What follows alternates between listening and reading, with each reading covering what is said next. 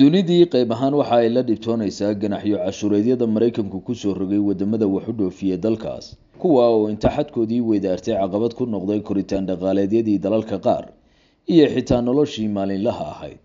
wadamada uu Trump cashuurahan ku ciqaabay waxa ugu horeeya dalalka midowga Yurub, Shiinaha oo isagu horeyba cashuuraha Mareykanka ula xarbinayay haddana lagu kordhiyay, Japan, Vietnam, South Korea iyo tobanaan kale. sida uu isagu yiri Trump waxa uu tarifiska ama cashuurahan uga gol leeyahay kobcinta dhaqaalaha Mareykanka iyo inuu ku xoojiyo cadifadiisa cadgoosiga ku dhisan ee dalalka ay diblomaasiyad ahaan is hayaan, taa oo u muuqata inay goor horeba u shaqeynayso isaga.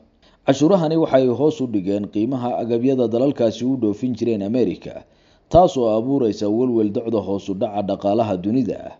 mid qariib ah oo qosol leh ayaase ah in Trump uu sidoo kale cashuurahan ku soo rogay jasiirado shimbiro uun ku nool yihiin, kuwa oo ku yaala koonfurta galbeed ee fog ee dalka Australia.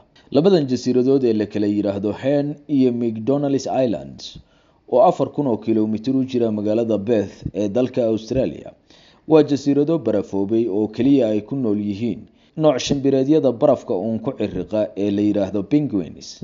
cashuurdan 10% ayaa Trump ku soo rogay labadan jasiiradood.